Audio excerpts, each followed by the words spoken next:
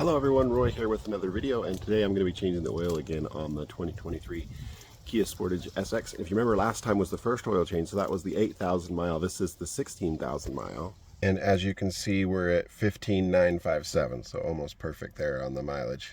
And last time I was showing you where the lift points are up under here, and you're looking for the spot of the side of the body here that has these little notches.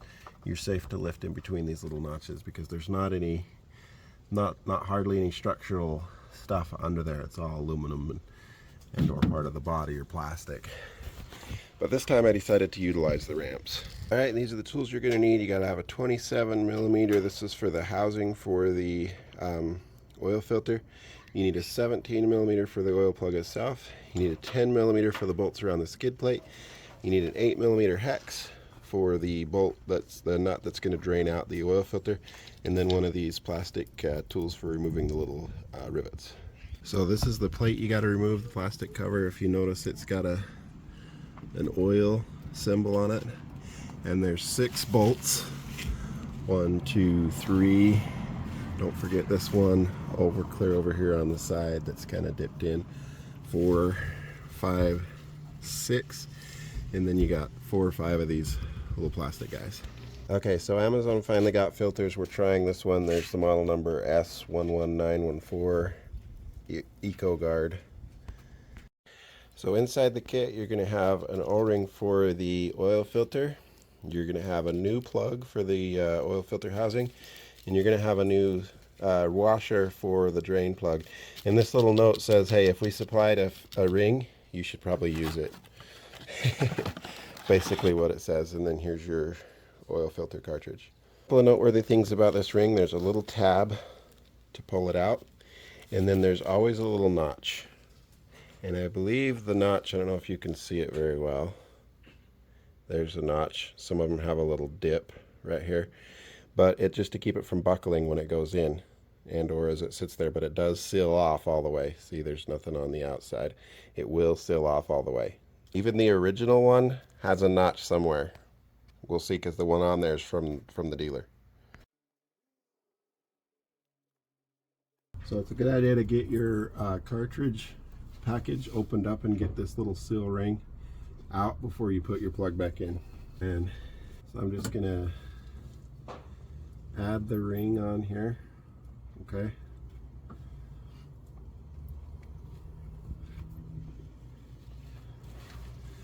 And I like to wipe this.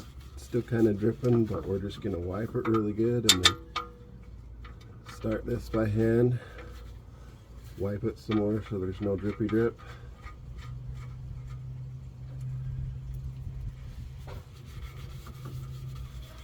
Get that snug by hand.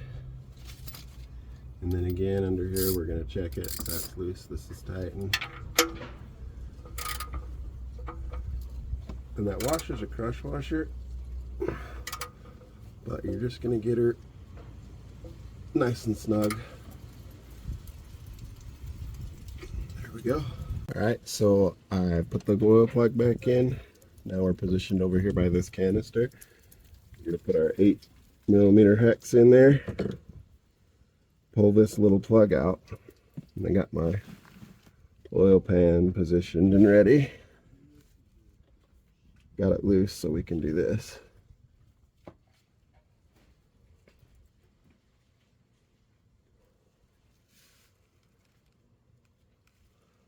Kind of the same idea as the oil plug. I kind of push, keep the threads there, and then yank it out.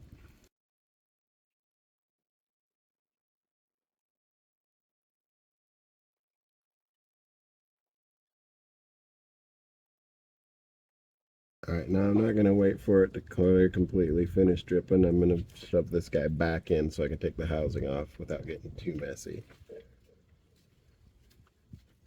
I'm not even going to tighten it just till I feel that seal engage.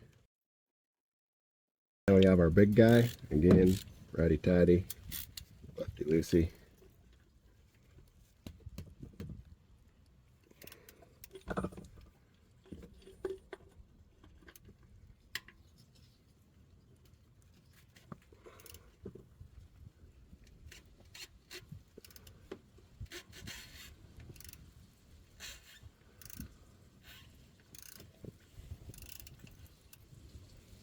Now we should be able to get it by hand. And there you see our oil filter come down. Alright, so I'm getting ready to put that housing back in. I'm just gonna wipe this up here real quick. Just cause don't really have to. I just like to keep things as clean as possible. And then this just goes up in there.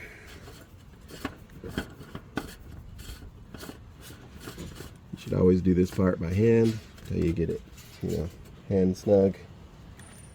Get your wrench over here, same thing. And just, you'll feel it kind of give. Just give her a couple. That's probably good. It's just plastic threads and it's got a seal. So there you go, new filter. Figured I'd give you another angle for putting this guy back on. We're going to slip that front lip in first, and then that secondary tab. And there you can see that fits nicely. And I'm going to do the plastic guys first. Again, you're going to squeeze that together, slip it in there, and just push it. It'll click. Make sure you get through both pieces. If you have to, you can pull that centerpiece out just a little bit more. You got to get through both pieces of plastic. It should go easy, and then you push it. If you don't go through both pieces, it won't hold both pieces. So make sure you're not just separating the two pieces, but actually holding them together. Now, 3 of these are longer and 3 of them are shorter. Longer ones, I do believe, and from my other video, because I didn't pay that close attention this time, is this one, and this one, and this one. But we shall see, because if you're ever in question, you should always start with your shortest screws. Yep, that one got threads that way. And these just have little clips where they're clipped into this other plastic, so I'm pretty sure that they're the shorter guys. If not, then that's how my car's going to be now, so. But I'm pretty sure. And these don't need super tightness. Just, consult your ancestors and get them as snug as you feel. Don't go too snug, you're going to strip them, but snug them. They are really small threads, so. Alright. Especially this one. That one's just literally going into a little clip, so it doesn't need to be super tight. Don't forget this guy.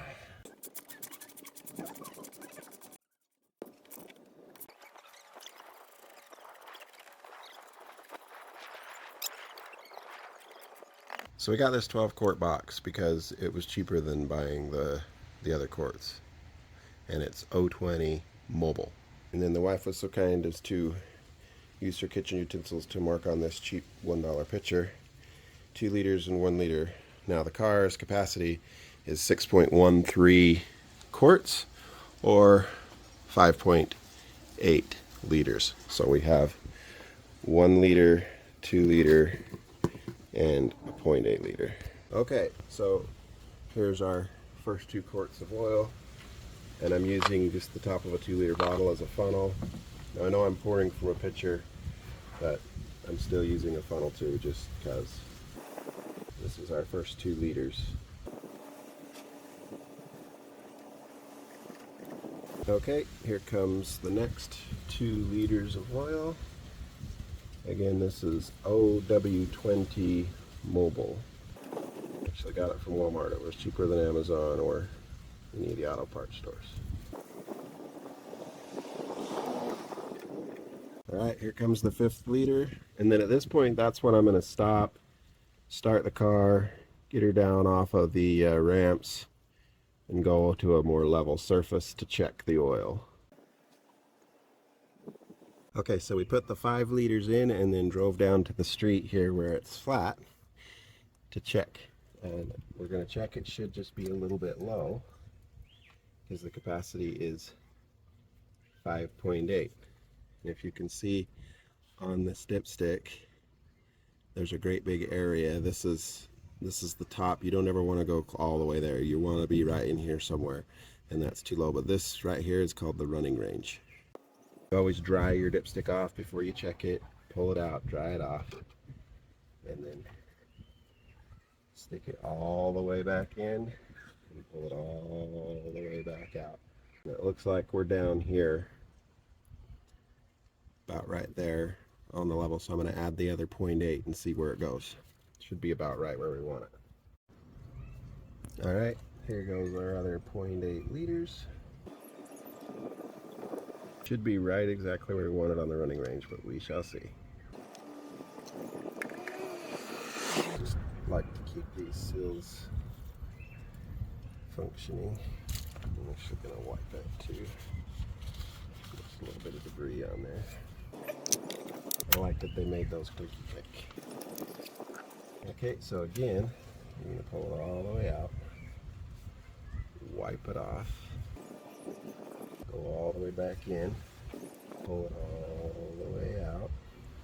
Perfect. As you can see, if you can see this, there we go, get it into focus. We're right there on the oil level, which is right smack dab in the middle of the running range. Exactly what we want. Not too full and not too low. Alright, now I noticed the coolant level is a little bit low, and it says in the manual you just add distilled water. Make sure it's just plain distilled water, nothing else. Doesn't have the baby picture, doesn't say, you know, with added minerals or anything. It's got to be just plain distilled water. Your minimum level is right here. We're on a flat surface. Especially in Arizona, all your fluids usually, well, not all, the brake fluid like never goes low, but your coolant, windshield wiper, that kind of stuff gets low. Just gonna take it right up to that max level. Get this guy back on. And the engine is cool right now, otherwise I wouldn't have taken that off. Alright, over here, this is the right hand corner. This is your air box. You just pull this little tab, that door comes open, and then there's a little lock and unlock switch here. You flip these two things down, that unlocks it, and you can pull your air filter out. I like to hold it up to the sun, so you can see it. This one looks pretty good, but I'm just going to bang it out real quick. So what I'm going to do here, see all that crud. You can see visibly there was some dust and dirt in there. Check along the side, make sure you didn't bang this little piston here out of its slot, and then down here make sure both of your little slider guys are down, that's unlock, that's lock, so down so it can slide back in. And then again, rubber gasket up, slide that back in, twist both of those up to the locking position. You'll feel them kind of thunk when they're where they're supposed to be. Latch that back closed. Your windshield washer fluid is probably almost always going to be low. Put some of that in, and it's a really good time to change your windshield wipers as well. I actually don't have any windshield wipers. I'm going to order some.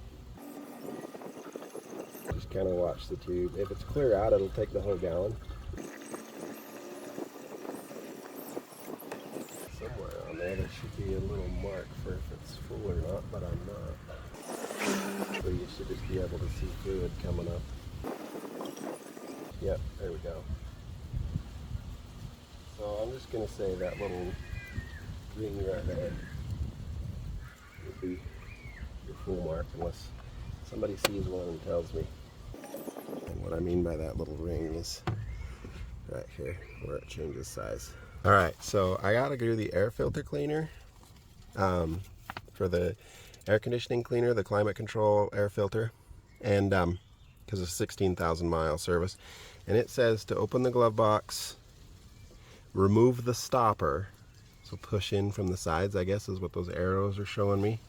And then with the glove box open, pull the support strap, and then you can remove the climate control. So you guys get to see, and then replace it, and there's an arrow, and then assemble in the reverse order. Notice when replacing the climate control air filter, install it properly, otherwise the system may produce a noise and the effectiveness may be reduced. Yeah, the airflow is going to be backwards.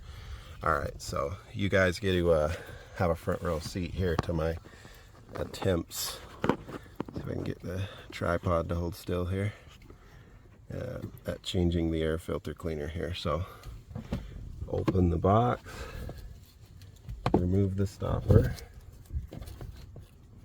okay, and then, oh, I see, those kind of break away. Where's the support strap? And my tripod fell over. Okay, so this is the support strap, and I would say pop that off first, guys. Okay, and then see if I can get this situated so you can see what's going on here. So that support strap is over here on the side. I would pull it first rather than second like the instructions say. Push it on the sides, and then that comes all the way down. If you have anything in here, chances are it's gonna fall. And then it looks like there is some tabs here. See what the manual says again. I'm going to really carefully slide this stuff out. Okay. Now it says we were on like section 7, number 20-ish, somewhere around there. Yeah, 721. It says remove the climate control air filter by pulling out both sides of the cover. So it has an arrow pointing to this and that. So let's see here. By pulling both sides of the cover. Oh, okay. This is a little thing that you pinch. There's a little guy that you, so there's this lip, and then there's this side that you pinch. And that's the cover. And then here's the air filter, and you gotta notice, like it says, the airflow, see, down.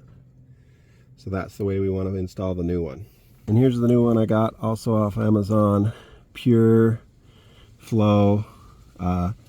There's the part number PC99594X, Pure Flow. It's activated charcoal plus baking soda antibacterial microtechnology. So what? We're basically giving our car a mask. Should be safe from scary things in the air. Yeah, it's kind of cool. You can see the charcoal and stuff in there. So we're going to open this baggie up. I can do it without damaging the air filter here. And then here's a little instruction booklet.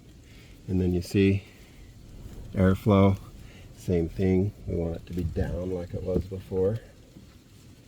We're just going to really carefully slide it into the slot. And then this guy, the tab, goes in first at an angle, and then click, and you should hear it click. And then as far as your jockey box is concerned, carefully slide all your crap back in there. Watch that little arm that we disconnected, because you know, your registration and stuff. So you kind of have to push these sides in, get those stoppers to go back up where they're supposed to be. Okay, and then they're stopping it again. And then if you come over here, this arm, and we're just gonna get it right there on the outside and carefully push it back into place. All right, and then we're done. Climate control changed. So if you're interested in the original part number for the air filter, that's it right there, DF100DN8AA. Okay, now you're going to want to reset the engine oil life after you change the oil, so that message goes away. And what you're going to want to do is swipe right, and you're going to go to setup, and you're going to go to vehicle,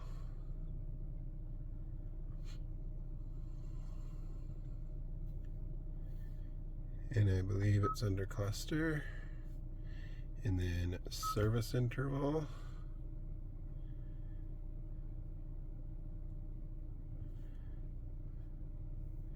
change engine oil reminder, and reset. Has the engine oil been changed? Yes, it has. So we're going to say yes. It's going to say resetting. Oil life has been reset. Now you can see your remaining oil life is 100%. And then you can just go back to home and you're done.